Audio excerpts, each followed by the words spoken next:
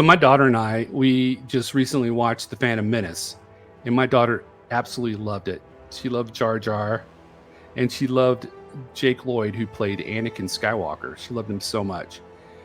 And I recently saw an article right after we saw The Phantom Menace that was talking about Jake Lloyd and his trials and tribulations that he had to go through after The Phantom Menace. It wasn't all about bullying. He had some mental health issues, which I've had to deal with people that have had mental health issues, and it's sad if they don't get the treatment and all the everything that they need to try to combat that and try to live with it on a daily basis. Um, so I thought I'd go through and we could look at this article together. It's like a kind of a you know child actor to triumph kind of thing going on here. And let me show you the article real quick.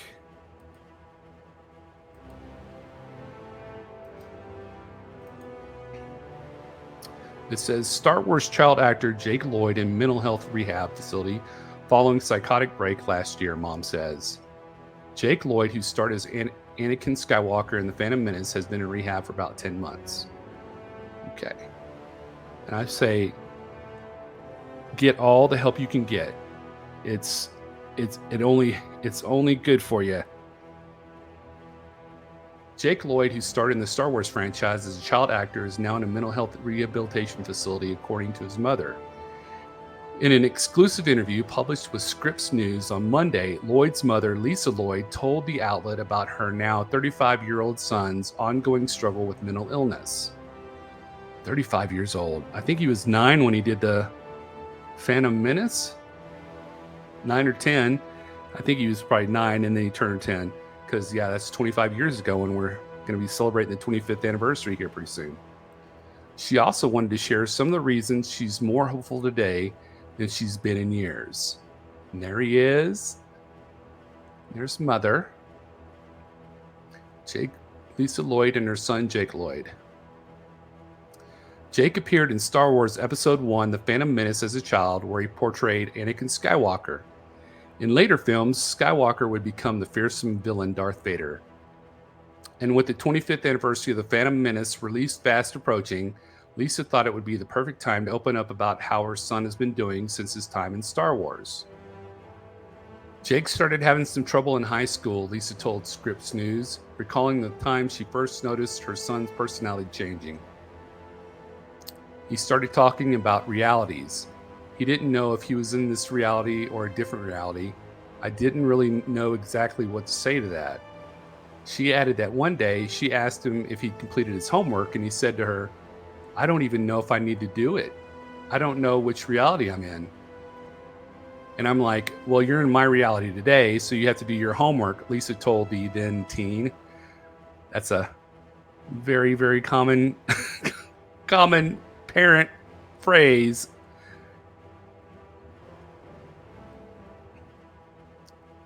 After taking Jake to see a doctor, the medical provider said he could have bipolar disorder, she said. Although he was prescribed several medications to correct the issues, nothing seemed to work, according to Lisa. As time went on, Jake graduated from high school in 2007 and had been excited about beginning fall courses at Columbia College, Chicago. However, this is where Lisa said things began to drastically change. He missed a lot of classes and he was telling me that people were following him, she told the outlet. She said her son would claim to see people with black eyes staring at him out in public, and that sometimes he would engage in late-night conversations with Daily Show host Jon Stewart through his television screen. He continued seeing doctors until he was diagnosed with paranoid schizophrenia. When they finally told him, it totally threw him off into an even worse depression, Lisa said during an interview. It was really hard. She talked about how he refused to take his medication because he didn't think he was sick.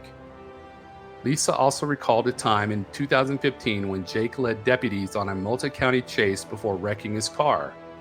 When she tried to get him an attorney, Jake would not answer her calls. She discussed how painful the situation was while also describing a time when he called her to say he'd been shot in his apartment. Lisa then realized he was hallucinating. Lisa said Jake is currently about 10 months into an 18-month stay at a mental health rehab facility after what she calls a full-blown psychotic break in March of 2023 when he turned off his car in the middle of a 3-lane road and police were called. He's doing much better than I expected, she said, adding that he's become a little bit more social. And decades later, Jake is still a fan of the franchise. He loves all the new Star Wars stuff, she said. People think Jake hates Star Wars. He loves it. Well, that's the end of the article, but I'm so glad he's getting help. I mean, watching The Phantom Menace, he did such a fantastic job as a little kid. I know he got bullied at school, and there were rumors going around that he just absolutely hated Star Wars.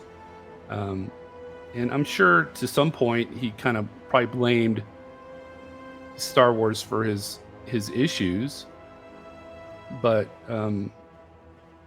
I think he was a great little actor. You know, they say a lot of the child actors have so many issues, you know, later on growing up because they've been like kind of like pigeonholed into that role that they played as a child. And it's very hard for child actors to break out into adult actors. I'd love to interview him on my channel if I ever had a chance, because I bet he has like a lot of neat stuff to talk about from the Phantom Menace. And also just in general, chatting with him would be really cool, and seeing him show up at some cons would be great too, you know?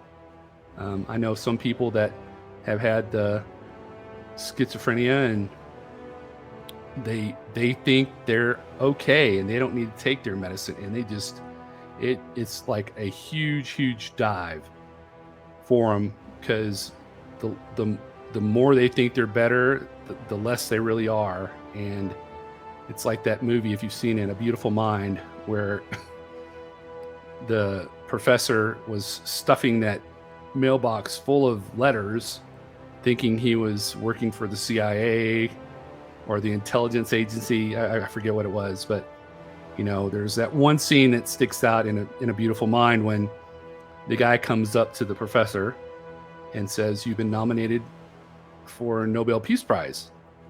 And the professor turns and looks at his student and says, "Is he really here?"